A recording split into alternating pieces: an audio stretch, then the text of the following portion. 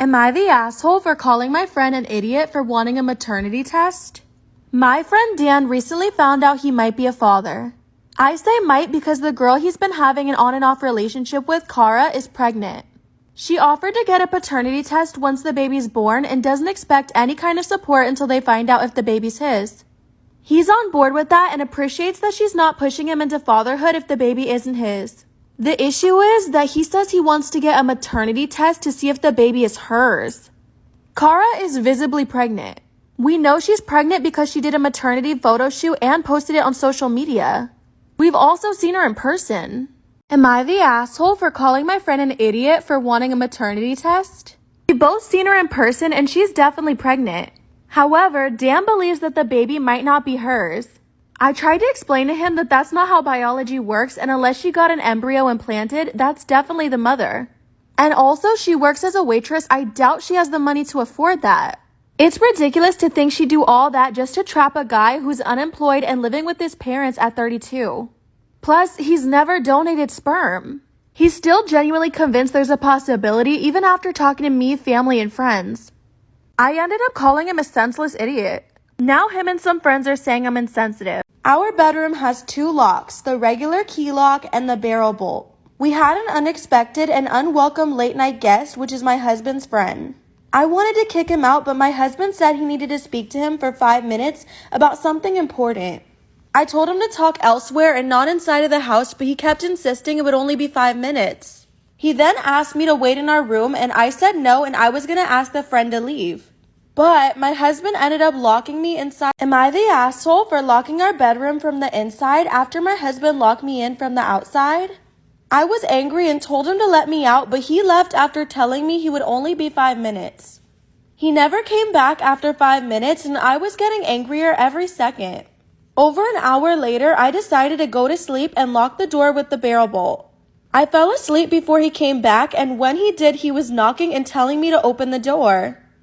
I did wake up, but I ignored him. He knows I'm a light sleeper, so in the morning we had a fight over it. He was angry since I ruined his usual routine, and he had to wait over 2 hours for me to wake up and unlock the door. Am I the asshole? Today's my niece's birthday and she just went to college, so I thought I'd get her a laptop for her birthday. Now, I'm a student myself, but I still want to give her something special, so I searched for a great used laptop and I found a decent Toshiba. I sold my PSP and some other things so I can afford it. So there we were at the dinner table opening presents, and she opened mine and had this grim look on her face. This is it? I thought you'd buy me a brand new one. You know I can't afford it. It's the best I can do. Well, I want a brand new one, not this. This sucks. Worst present ever. She then shoved the laptop and box across the table and it fell on the floor. I picked it up and walked out, and my cousin tried to stop me, but I just said I would never give her anything ever again. Am I the asshole for refusing to apologize to my mother-in-law after she saw me wearing underwear? This happened yesterday morning at 9 in the morning. I, female 33, was in the kitchen eating breakfast wearing my regular underwear. Suddenly, I heard gasping sounds coming towards me. I turned and saw my mother and sister-in-law yelling about what I was wearing. I was in utter shock and just froze in my seat. My husband was asleep at the time, and he must have heard his mom and sister scream because he ran downstairs and asked what's going on. His mom started ranting loudly about what an inappropriate scene she and her daughter saw. I'm still sitting in shock when my husband started yelling at me to go put something on quickly. I went upstairs and his mom called me shameless and inappropriate. And I heard my husband say it won't happen again. I was so mad I put a coat on and went downstairs and started arguing with my mother-in-law. I told her she shouldn't have come over without notice, but turns out my husband told her to come over at 9 to discuss a family crisis. My mother-in-law said I was in the wrong for walking around half naked knowing she has a key and might show up any minute. I told her it's my home and she said it's her son's home too. We argued and my husband told me to knock it off and apologize, but I refused and went back upstairs. Then after his mom and sister left, he called me childish and inappropriate. And that he told his mom I'll apologize, but I'm not. My cousin, 33 female, who I'll call Mary, lost her husband, 32 male, and 2 of her 3 children, 3 female and 9-month-old male, in a car accident last week. Her and her daughter, 5, are as you would expect, and it's just heartbreaking. Well, today was the funeral, and my brother's wife announced her pregnancy the second they arrived at our house this morning, and we were like, okay, congratulations, but please keep it on the down low for today. Well, when we arrived at the church, she kept making gagging sounds and rubbing her stomach, saying, I, as a mom, can't imagine what she's going through. They have no kids, so people would look at her and she'd tell them she was pregnant. Afterwards, at my aunt's house, my sister-in-law kept making everything about her. Like, someone was in the bathroom and my sister-in-law would loudly say, Pregnant lady needs to pee. She literally told my cousin to give her her seat so the lady with the baby could rest her feet. I ignored her until she came to Mary, stuck out her flat belly and said, "Me and Isaac just found out I was pregnant, and honestly, we are beside ourselves. It could happen to us." Mary broke down crying. I snapped. Who says that to a woman who just literally lost 2 babies? I said loudly to my sister-in-law, "No one gives an F you're pregnant. Look around. It's not just 1, but 2 babies' funerals, not to mention the love of Mary's life. Like, I knew you were an attention seeker, but for fuck's sake, you took the test 4 days ago. Just leave." Good for you. My 31 female friend, 30 female, we'll call Mary, got married last week and I was in her bridal party. For context, we are friends from high school, and all of the other bridesmaids were her friends from college, who I hadn't met until her bachelorette party several months ago. I was supposed to attend the wedding with my own fiance, but he contracted COVID 5 days before we were supposed to leave and made the choice to stay home for everyone's safety. I tested negative and we don't live together. Our 5th anniversary of our first date was 2 months ago, and he got me a beautiful opal necklace on a gold chain, specifically to wear to the wedding because it complemented my bridesmaid's dress. I asked Mary in our bridal group chat if she was all right with us wearing our own jewelry to the wedding. She said no problem. Day of the wedding comes, all of us bridesmaids and Mary meet early in the morning for pictures outside the chapel. Mary sees my necklace and loves it, and actually asked if she could switch her necklace with mine. Some other bridesmaids chime in and say that it would be her something borrowed. I tried as Mary then said if I could at least take it off, since it looked nicer than her own jewelry. Again, I told her I'd rather not. I'd like to share the wedding photos of myself in the necklace with my fiance. She was not happy. Neither of the bridesmaids were either. I received a lot of cold shoulders and dirty looks. Am I wrong for refusing to pay my sister's bill and giving her information to the restaurant after she ditched me? This happened last night. My sister and her boyfriend recently moved to a town next to mine. I was excited as we'll be able to see more of each other now. Nearby, there's a downtown center that has a lot of shopping, restaurants, galleries, etc. There is one upscale restaurant that both my husband and I love. A dinner for 2 will run you about $200 to $250, so it's not a place we frequently go to. My sister called me last week and invited us out to dinner with them at the restaurant last night. I reminded her it was an upscale place and to take a look at the menu beforehand because they are pricey and we can go somewhere else, tons of other great places to choose from. She said they still wanted to go. We hadn't been there in a while, so we accepted. Dinner was great. At the end of the meal, my sister excuses herself to the bathroom, and when she doesn't come back relatively soon, her boyfriend goes to find her. After a while, neither of them comes back. We go to check for them and they're gone. I texted again asking if she really just stuck us with the bill and no response. I then texted that I never agreed to pay for them and that she had 30 minutes to come back to the restaurant, or I'll give the restaurant all her information and they will likely involve the police. No response. At the 30-minute mark, I called and texted and got no response. So I stayed true to my word. I paid for mine and my husband's portion and gave all her information to the manager for their portion and then left. The next day, she called me back upset that she's been getting calls from the restaurant asking her to come pay or they'll contact the police. No shit, Sherlock. I said I'm not surprised. Am I wrong for rejecting someone's request to propose at my wedding?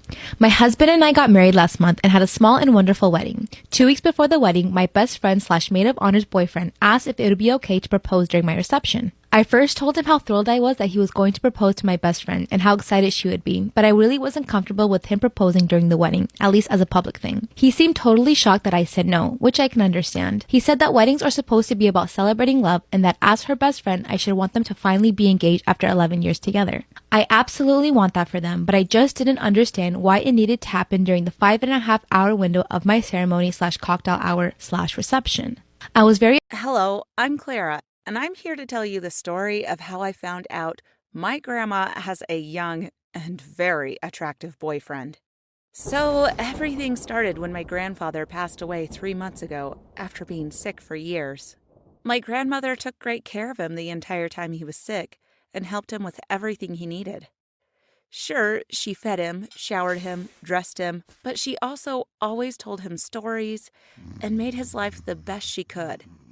So when he passed away, I felt sorry for her, because even though taking care of him exhausted her, she still had someone to talk to and something to keep her busy. But now she was all alone, especially since me and my parents live in another town. But I guess I was worried for no reason. Turns out she wasn't lonely for long. A month ago, I decided that I should pay my grandma a surprise visit. It took me 2 hours by bus to get to her house. I was so excited to see her greet me and see the surprise on her face that as soon as I got there, I hurried to ring the doorbell. But the surprise was on me, I guess. It wasn't her who opened the door at all. It was a tall, handsome guy with blue eyes and a toned body. Oh my goodness. Did I just knock on heaven's door? Because I swear, he was the hottest guy I have ever seen. "Can I help you?" he said with a smile. Yeah, I'm here for my grandma." I must have looked so confused. "Oh, sure, come in," he said. I went inside and sat down on the sofa. He said my grandma was taking a shower and would be out in a minute. Then this Greek god of a man invited me to sit in the kitchen while he casually started making orange juice and started chatting with me. He said that his name was Brad and that my grandma had told him a lot about me. I still didn't really understand what he was doing at my grandma's. I figured he was probably just some neighbor who comes around to help her a lot. Hot and nice? Or maybe they were friends who enjoyed each other's company. The important thing was that I got here at the right time to meet this hot guy. He served me orange juice, and I kind of began flirting with him. I told him that he has amazing hair and asked to see his tattoos, which also made me notice that he had abs. I was so deep into conversation that I didn't even notice my grandma coming in. As soon as I did, I ran up to her and gave her the biggest hug. She seemed really happy to see me and said that she had really missed me. That moment was just perfect. I was with my amazing grandmother and her hot guy friend. But suddenly, something happened that made no sense. My grandmother got closer to Brad and she wrapped her arms around him. Then she said, "So, Clara, I see you've met my boyfriend, Brad." What? Did she just say boyfriend? No, nope. That can't be true. The guy looked 50 years younger than her, and my grandma wasn't exactly one of those attractive old women. How in the world could she have a boyfriend like that, while I, who have been single my whole life, have never even been noticed by attractive guys? I stood there shocked as I looked at them while they were holding hands and smiling at each other. I wanted to puke. This was just disgusting. I excused myself as I went to the restroom to take a moment alone. I honestly felt sick, but there was nothing I could do about it. So I decided to just act normal until Brad left. Which was torture, by the way.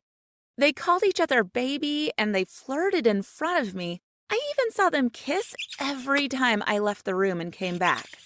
At some point, Brad finally went home, and I got the opportunity to talk with my grandmother. I wanted to approach the subject nicely, so I started asking her stuff, and she was very excited to tell me all about Brad. She went on and on about him, but at some point, I couldn't keep it in, and I said, "Grandma, this is insane. You are dating a guy that's like 50 years younger than you. He's young enough to be your grandchild." My grandmother laughed and smiled, then said, "There it is. Yeah, Clara, I was expecting that reaction from you. It's normal to see my relationship as strange, but if you can have an open mind, I will explain everything to you, dear." My grandmother then told me that she had been feeling lonely for years, even when my grandfather was still alive. He was always sick, and even though she wasn't alone, she felt very lonely. When Brad came into her life, all that changed. She couldn't remember the last time she felt that happy and loved. I got it, I guess, but it still felt really strange to me. I just didn't understand why she couldn't be happy with someone closer to her age. But I love my grandma, so I told her that as long as she was happy, then that's all that matters. She is an adult after all. I guess she has the right to do what she wants. The next day, we all went out for breakfast together. At one point, Brad started telling me the story of how they met. He said that he had been working at Gucci, and one day my grandma walked in.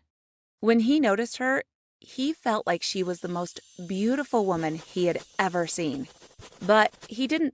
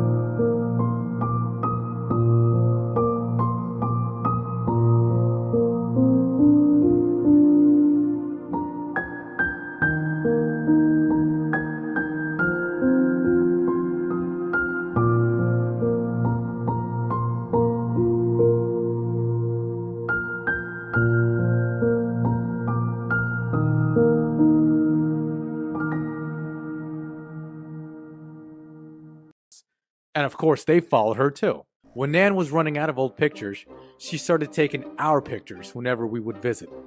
Paying attention or not, she just did it, and always had the weirdest captions to describe us. She called me her teddy bear, sweet pumpkin, and stinky monkey in front of hundreds of followers. I was really annoyed. My plan was to ask her to remove it and maybe not upload photos like that. However, Nan was so delighted with the Instagram response, I chickened out and didn't say anything about the embarrassment. She was having more fun now than she had in years. Until one time, things got out of hand. Nan took a video of me as I was asleep at her house. I snored so loud in it. Honestly, it was horrible how loud it was.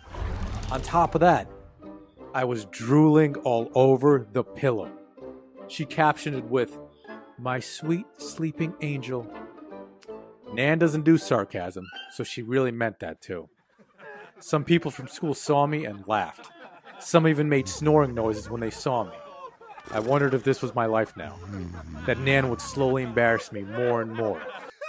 Eddie found the snoring and dribbling post funny. He even posted the video on his account. Thanks, bro. On Monday morning, I walked into school. I got a load of wolf whistles this time. It was weird. Then I realized that Nan had done something again.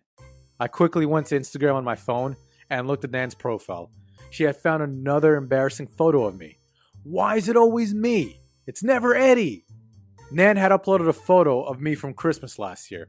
In the photo, I'd let my younger cousin put up makeup all over my face.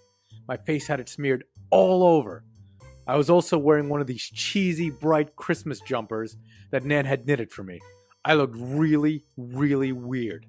She captioned it, "My handsome grandson playing with my beautiful granddaughter." And on top of all this, Grandma was messaging and chatting with all my friends all day.